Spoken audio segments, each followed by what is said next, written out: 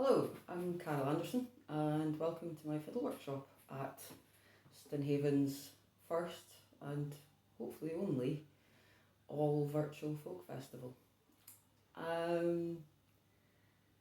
This is a very strange experience. I've never taught a workshop with no one else in the room before, so I've got a few things to make myself a bit more comfy. I thought about making some cardboard cut out participants, but didn't get around to that. So then I realised that I've got the Day of the Dead dolls in the background, so they can be the audience. And then I found this wee guy, so I've actually got a participant. Yay! So it gives me something to teach too. So I also looked at a rather lovely picture of Stinhaven just to make me feel like I'm in the right place, even though I'm in the middle of London, so if there's some occasional strange noises from outdoors, apologies. When I first started recording this, a guy with a truck and a load of scaffolding turned up, so that was a bit noisy. Anyway, hopefully he won't be coming back.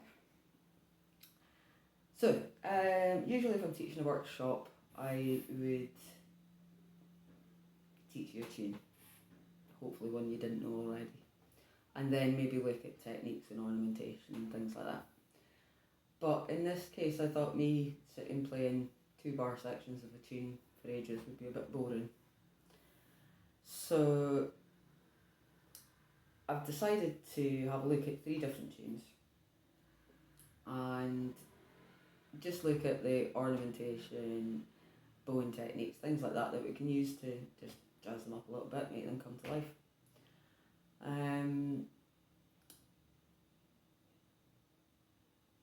So I'm going to start with a reel, a tune you probably all know. If you don't know it, you probably have heard it. And it's a reel called Jenny Down the Weaver. It gets played in sessions all the time.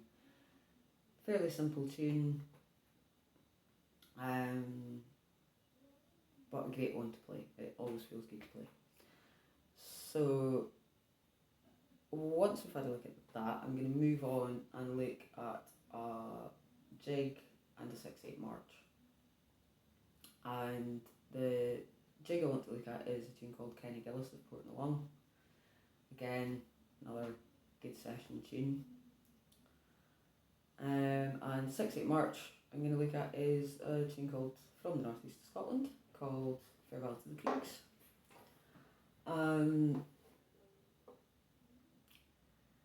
I imagine you'll have at least heard both of those tunes before. Farewell to the Creeks you might know better as the Hamish Henderson song, Banks of Sicily. So with the 6/8 march and the jig, I particularly like to look at the differences between the two. What makes one a 6/8 march, what makes the other a jig. They're tunes that get confused quite a lot, and it's not surprising that they get confused quite a lot. They're very similar structures, but the feel of the tunes is really different. So I'm going to have a look at that and what we do to make them sound different. So, one of the things that does cause a little bit of confusion is a lot of people get tunes from the session.org website now, which is a brilliant website. I love it, and it's a great resource to have.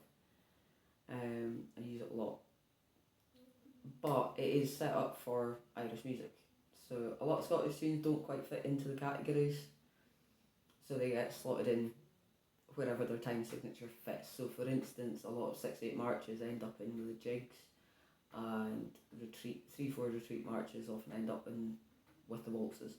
So just be aware of that and be, check it out. If you find a Scottish jig on there that you think is a 6/8 march, check it out somewhere else. It quite probably is. Anyway, moving on, I'm going to start with a reel. So this is a tune, like I said, called Jenny Down the Weaver. and gets played loads in sessions. Really handy tune to know if you want to be playing with other people. And I'm going to play it firstly sort of at a fairly steady speed, reasonably slow. I'm not going to put a lot of expression or technique or anything into it for now. It's just going to be the bare bones of the tune. So this is how it goes. Oh yeah, I should probably mention at this point that I'm going to send recordings of all the tunes in the workshop, of the 3 tunes. I'll do a slow version, fast version, and I'll also make the sheet music available as well. So hopefully I can do all that through the festival, but if not, we'll work out another way of doing it. So here it is, Jenny Dang the Weaver. It goes something like this.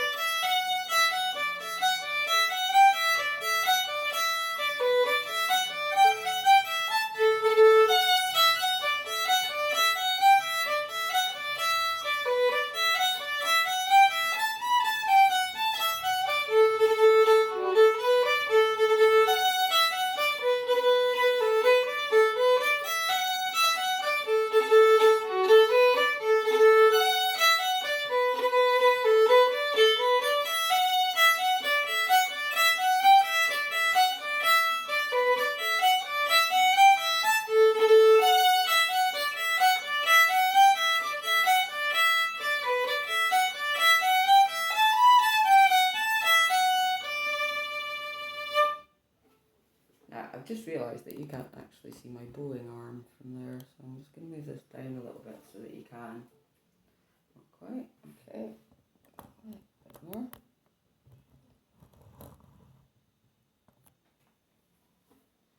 Okay, that's better. So, that was the basic bones of the tune. Nothing fancy about it, sounded fine, just lacking a bit of oomph, zest, whatever. So reels are essentially dancing tunes. So we need to find ways to give the dancers that lift that they need to really get into the dance. So, oh by the way, if there are, due to sort of lockdown restrictions, if there are no dancers available, you will have to just imagine them. More imaginary friends. So, there are basic things that you can do to almost any tune to improve it, make it a bit more lively. I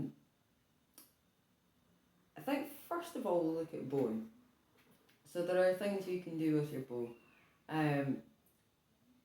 or generally, rhythmically, you can, with most traditional tunes, you can just loosen up that rhythm a little bit. If you're used to reading from manuscript and learning tunes from manuscript in particular, try not to stick to exactly the rhythms that the music dictates. The music in folk music is a guide. It's your sort of these are the notes. But unlike classical music where you have instructions throughout, you're unlikely to get that in traditional music. You'll probably get more likely to get a few dots scribbled down on the back of an envelope or something. So instead of playing a very straight rhythm, so for instance at the start of Jenny Down the Weaver or something like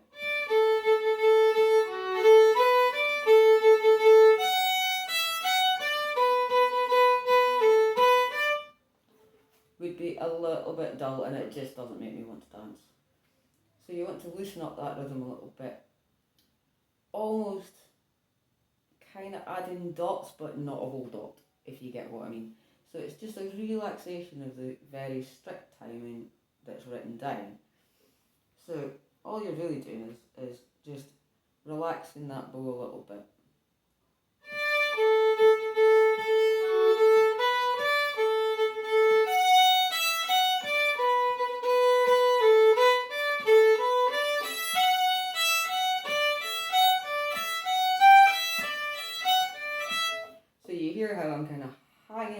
slightly, some notes cut and others just slightly shorter. There's nothing straight about the rhythm at all.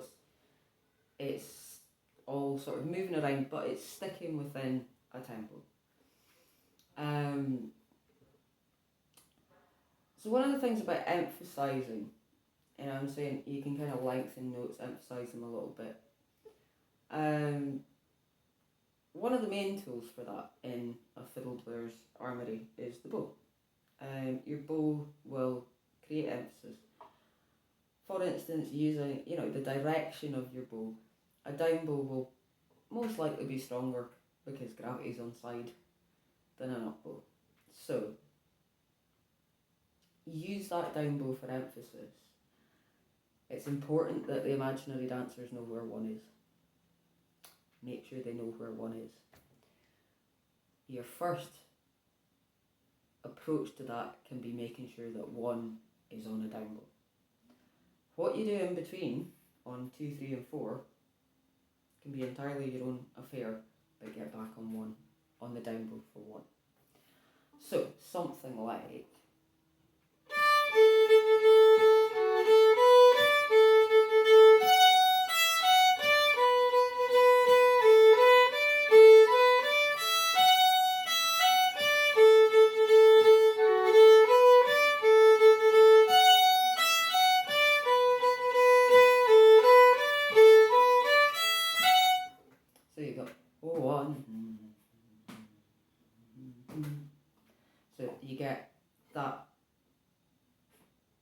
back to one every time. The dancers know where they are, and that gives them a little bit of a lift.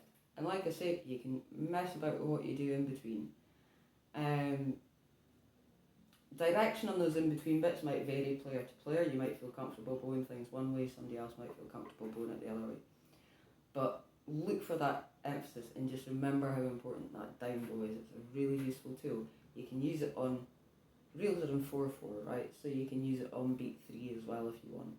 Or you can put beat 3 on an up bow, make it still emphasised but not quite as important as 1. The basics of playing anything in 4/4, right? So then we want to look at, once you've sorted out what direction you want your bow to go in, you want to be on a down bow there, you're going to slur those two in the up bow so that you can come back onto a down bow in the next bit. Things like that. Sit down, work it out if you have to. Some people it comes naturally, other people you have to kind of write it into the music, make sure you're sticking to it. Whatever works for you is fine. Once you've got that direction sorted out and you're getting that emphasis on 1 and sometimes on 3, then we can look at slightly more advanced bowing and more to do with the technique of your bowing than to do with which direction it's going in. So, one of the tricks that I always teach people is to try and get your bow moving nice and smoothly, get the turnarounds happening smoothly. You want to get this wrist working. And it needs to be working in something like, I'll just move across a little bit, this kind of motion. So when you're right down, you're going to be pushed out like that, you're going to have your wrist pushed out in that direction, and when you come up to the top, it's going to be pushed in the opposite direction like that, okay? So, maybe if I do that side on, it might look better, let's see. So, that's down the way, and then up the way, yeah? So that's the kind of movement you're looking for. Now, to get that is really hard, particularly when you first start playing. It can be really, really difficult to get your wrist moving like that, to remember about it, to train it into doing it without thinking. So, one of the things that I usually show people is what I call the mirror trick, which is basically if you get a cushion, hang on,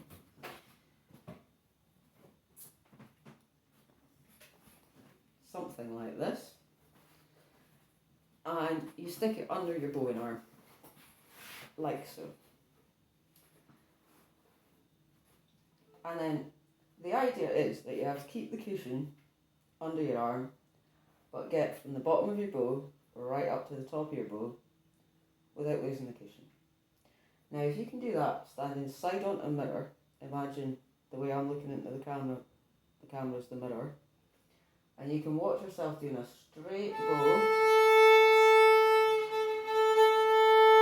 like so, nice and straight in between the bridge and the fingerboard, and keeping that cushion under your arm. If you're keeping the cushion there and the bow's straight, you're just probably doing something like the right thing. So that's a nice little technique to try out at home as well. Once you've got the hang of the movement, try and move on to really getting the turnarounds nice and smooth so that you can hardly, that's quite difficult with a cushion under your arms, maybe try it without.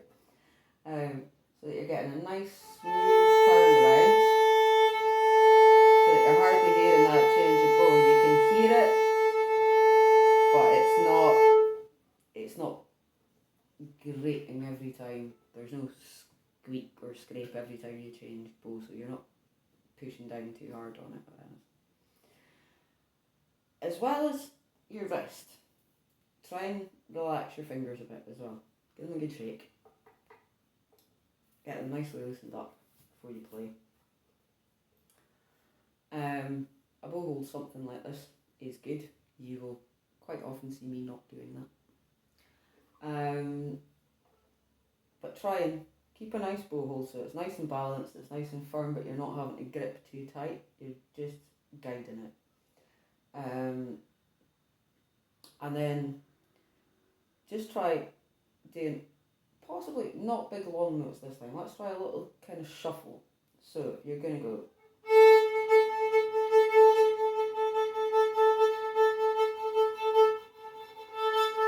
And I want you to think about the movement. It's not just coming from your wrist, it's coming from your fingers as well. Okay. Doing a sort of side to side thing. If you just relax them nicely, they're just guiding your bow. The bow will still be there even if you're not gripping onto it.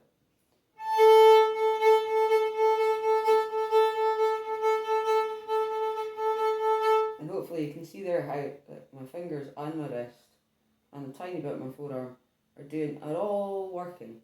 And the more that they're doing, the more they're kind of absorbing the shock and things as well. And they're just making it nice, smooth, not scrapey. That's what you want from a bow, not scrapey. Also what you want from a sheep fan. Anyway, sorry about that. Right. So with the reel, I haven't really looked at ornamentation or anything. I'm going to leave that for now.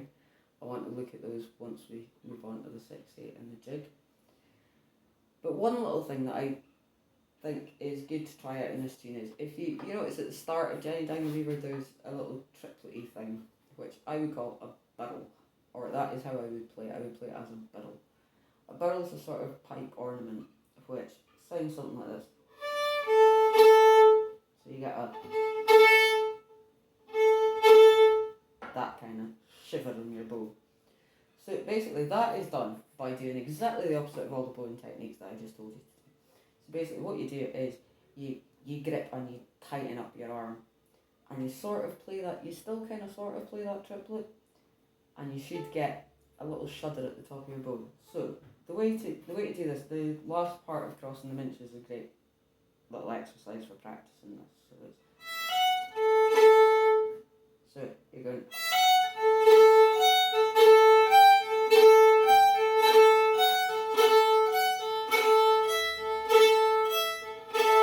I'm going to try it here so that you can see my wrist as well. So it's going to go something like.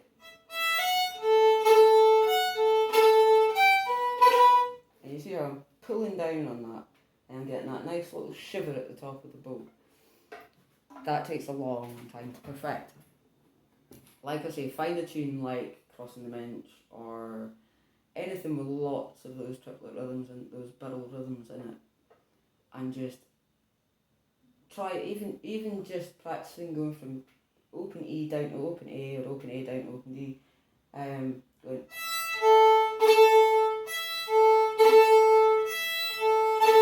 So if you do 2 on the up bow and then biddle, 2 on the up bow, then biddle. So you get.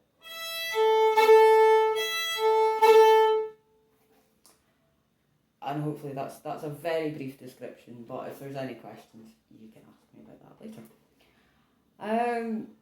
So altogether, basically, I'm going to play the reel again, or at least, yeah, I'll play it through once quickly. And I'm going to just add in a few things. I'm going to put burls in, I'm going to try and relax my bowing a bit, I'm going to try and emphasise that one, but also maybe kind of try and syncopate things in between a little bit, just by emphasising, hanging on to notes here and there. And I'll probably chuck in the ornamentation as well, a few grace notes. So here it is. So sort of roughly what you're aiming for. If you're me, you might want to play it differently. It's something like this. So it goes.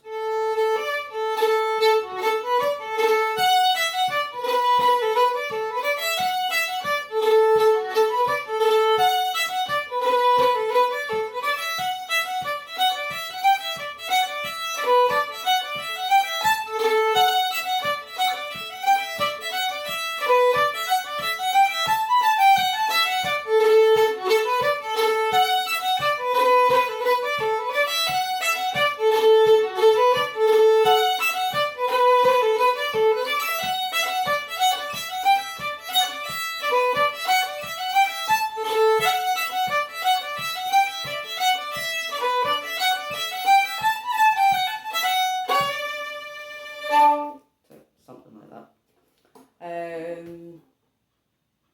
So that's down the lever. Let's move on.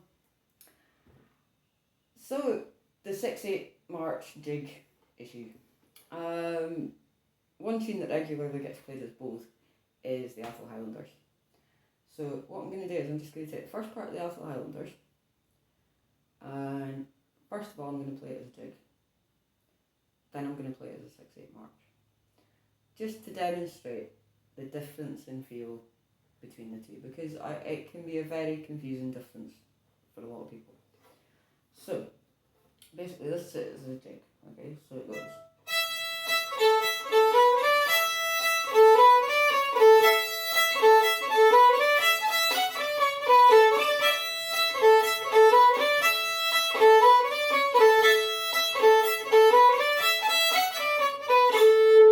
Okay, so there is the jig. Da, da, da. You all know the tune. Here it is as a 6/8 march. If you were playing it for, say, a gay gardens or something like that, it'd be.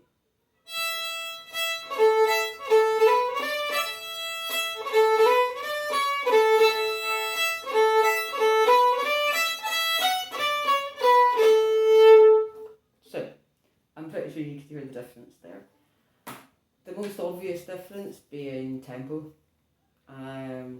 6/8 march has just got that slightly more chilled out speed to it. Jig, fast, dance, march. It's a march. It yeah, it sounds obvious, but it isn't necessarily all that obvious. Also, differences in accent, differences in, I don't really know how to put it. The word swagger comes up. 6/8 marches have got a real swagger to them. If you think of a pipe band walking along the street, and they just walk past you and you're watching them walk up the street, and what you can see is the last row and all the kilts giving it this swing, swing. That is the rhythm of a 6/8 march. That sort of slightly off-kilter pendulum of a kilt. That might sound silly, but seriously, watch a pipe band, watch the kilts, and sing a. Well, they'll probably be playing a 6/8 march, but if they're not, sing one to yourself. It'll work. Written differences, 6/8 marches are almost always written out with dots in them. In fact, they are almost written out with dots in them, and jigs are generally not. Sometimes they are. Sometimes the only dots you'll get in jigs are when you get a rhythm where the short note comes first, where you get the three quaver rhythm, and you get, instead of getting the usual da da da da da da da da da da da da, where you've got the long note coming first and the short note in the middle. Sometimes that gets turned around and you get the short note coming first and the long note in the middle, which gives you the da ba da da ba da da ba da rhythm. Okay.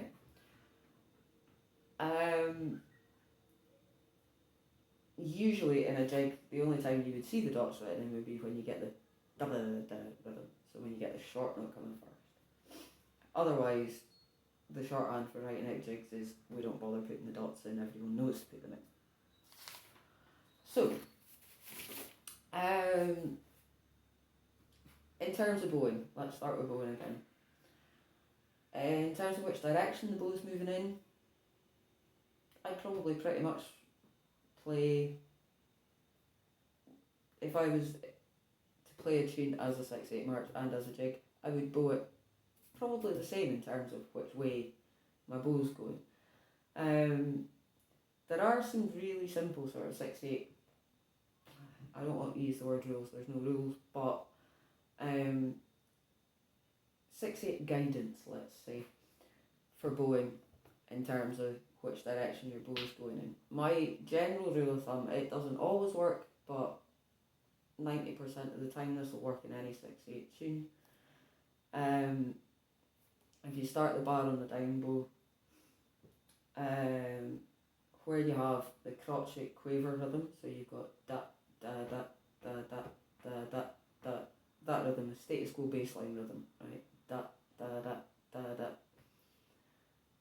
Where you've got those two notes, da da, I would slur them. Generally, not always, but if you stick to slurring those and playing the da ba da da ba da da ba da rhythm, separate bows, that'll work out so that you hardly have to think about the bowing all the way through. Where you get the shorter rhythm coming first, the da ba da rhythm, I generally slur all three together. Not always. Sometimes I'll vary that a bit by slurring the first two and playing the third one and then trying to make it up somewhere else. But usually I would slur all three of those together. If you stick to that kind of formula, start on a down bow, you'll come to a down bow at the start of every bar, and it keeps it nice and simple, you know where you are with your bowing all the way through. If you want to try something a little bit more adventurous, then go for it.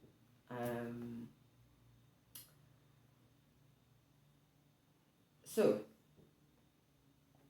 basically, one of the differences in bowing between 6/8 marches and jigs is that the bowing is generally a little bit smoother in a jig. It's faster and it's sort of smoother. 6/8 marches can be quite spiky, quite sort of accented, which complements that very strict dotted rhythm of the 6/8 march. So the more accented bowing really complements that, and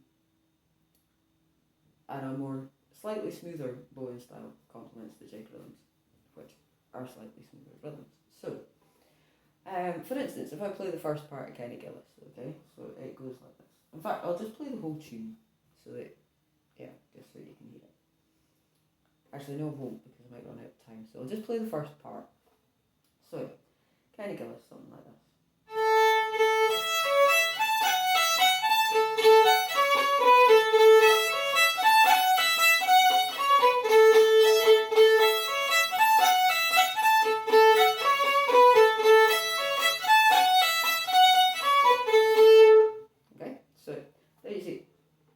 Smooth.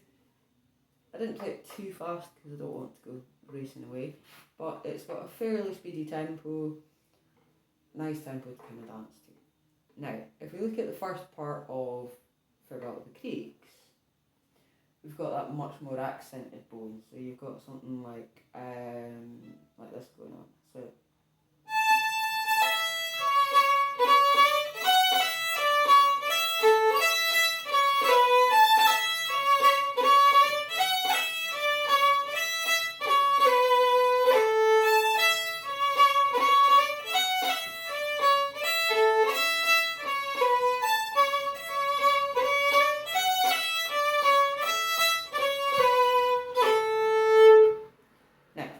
probably heard there were just kind of more gaps between the notes, more lifting the bow off in between, even in the sort of crotchet quaver rhythm, the da da da da rhythm.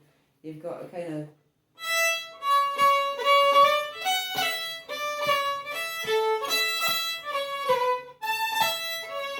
so there's much more kind of gaps in the middle of notes, not in the middle of notes, in between a couple of notes. I would also be tempted to use a lot more in terms of grace notes. So, partly because I've got more time to put them in, I've got more, there's just more leeway.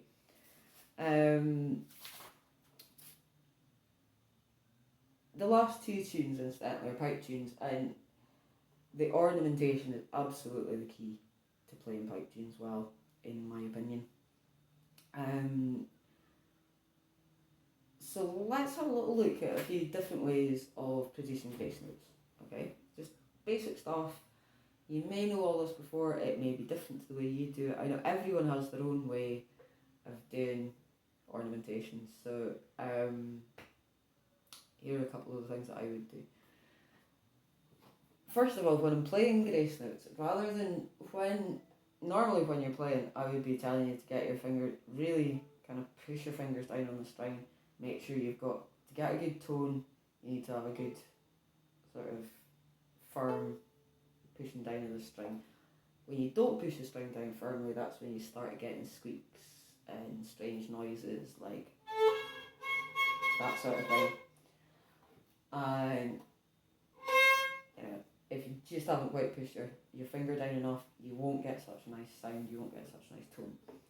So, but grace notes, ironically, or not ironically, no, anyway, grace notes, interestingly, kind of work the opposite way, at least the pipey ones anyway. What I generally do is when I'm doing a grace note, I am just touching the string and lifting my finger off. So I'm going,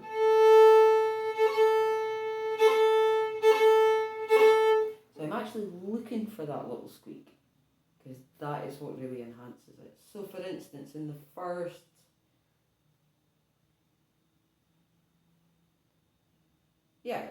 couple of bars of Farewell to the Creeks, I might go something like,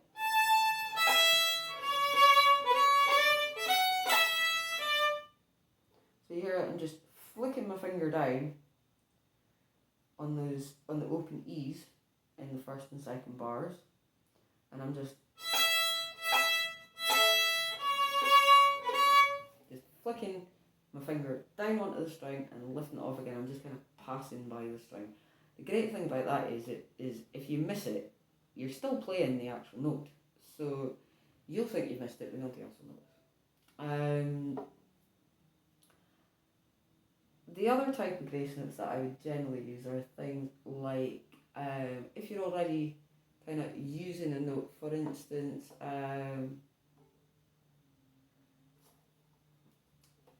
again, in between the first end of the first bar and the start of the second bar in Farewell to the Creeks, I'd go something like, I'd use the last note of the first bar, as a grace note to lead into the first note of the second bar, So I'd use the last note of the first bar as a grace note into the first note of the second bar. So that's basically the C sharp and the D. So I'm going to go. So basically what I'm doing there is I'm moving my bow but delaying putting my finger down. So I'm going to go.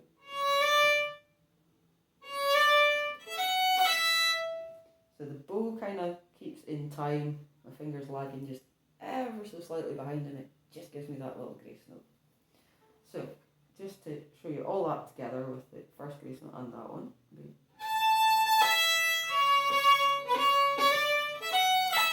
Sorry, I'll do that again.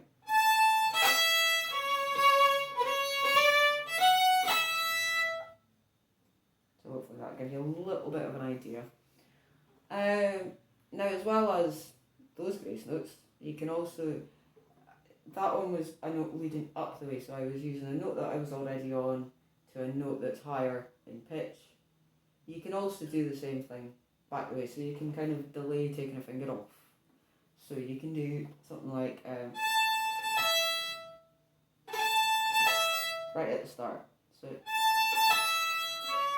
instead of doing the grace note, I just use that third finger. It's much simpler. So maybe for at first, there's a good one to try. So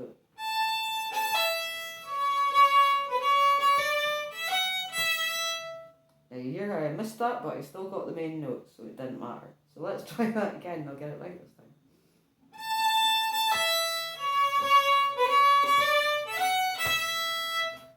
That's better. The other little hint there is when you're doing that sort of flipping down grace note, what you want to do is just, if it's in a pipe tune, try doing it a couple of notes above. Instead, quite often you'll use just the note above. So if you were on a B on your A string, so your first finger on the A string, you'd maybe use your C sharp second finger. Okay, so you go, which sounds lovely.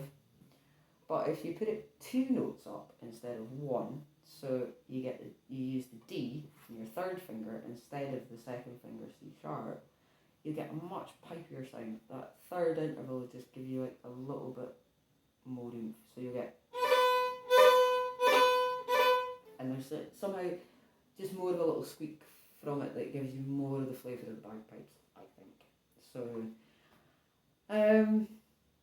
I think that's probably pretty much everything I've got to tell you. There's a couple of little bits in, actually I'll just do these, there's a couple of little bits in Kenny Gillis where I was talking about the relaxing your bow and arm in the reel. Try and get the same thing going in the jigs. So you're really using your fingers, that side to side finger thing, particularly in the third part of Kenny Gillis, where you've got quite a lot of string crossing, and right now it's escaped my head now.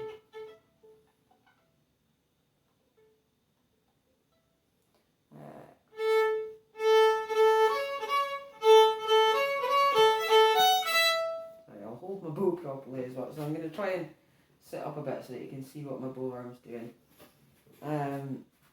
So, that'll be going.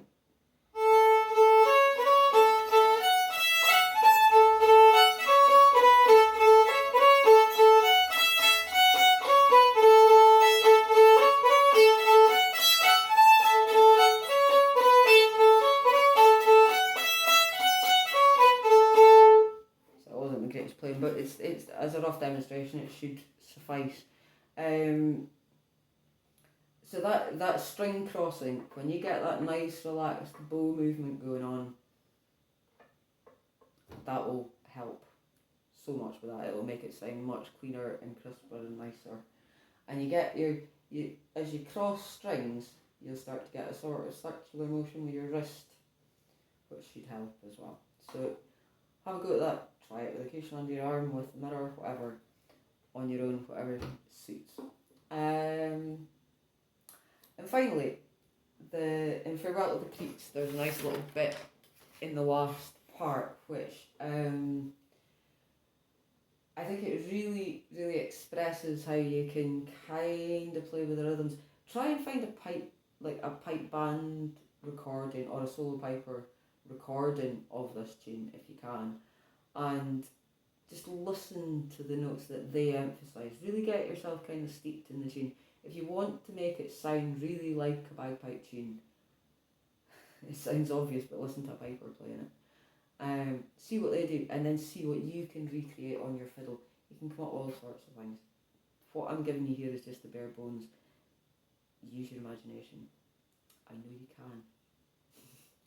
can. So yeah, in the last part of Farewell to the Creeks, you've got a bit, so if you were to play it straight, it would sound something like...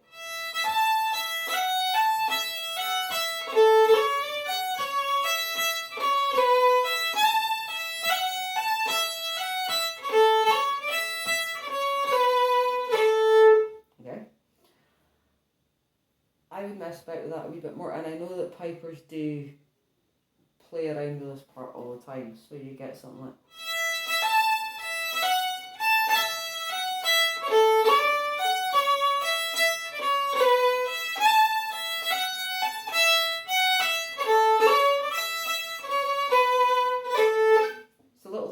that, where you're just slightly hanging on to one note and giving it a little bit of a break, or stopping your bow in between, giving it a little bit of a break. I'll do that one more time, and hopefully you'll be able to hear it. So something like.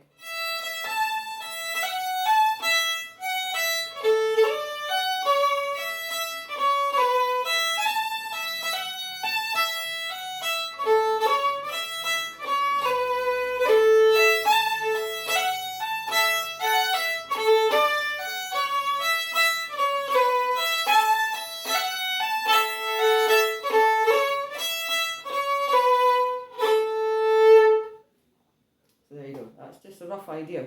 Like I say, I'll pass on recordings and things and manuscript and all the rest of it. So thank you very much. Lots of thank yous to do. Or actually, to finish off, the important points of that: relax your bowing arm, experiment with which direction your bow's going in to provide the emphasis for the tune, and most importantly, experiment with the ornaments and the barrels, and try them out in tunes that you already know really well, because obviously they'll come quicker in that. So, I really hope you enjoy learning the tunes if you didn't already know them. Lots of thank yous to do. So, thank you to Stinhaven Folk Festival for letting me do this, and thanks to the committee, the helpers, the hangers on. Hiya. I've got my picture of Stinhaven. Thank you to Simon Timur at Hands Up for Trad, who's also been a huge part of making this happen. And thank you to all of you for participating. This is assuming that you are actually there and not a figment of my lockdown crazy brain. Anyway, that's me done for now. I'll be doing a wee gig spot on Sunday evening, so please tune in for that. But right now, I think I'll just have a wee dram and put my feet up. Stay safe and hopefully see you in person next year.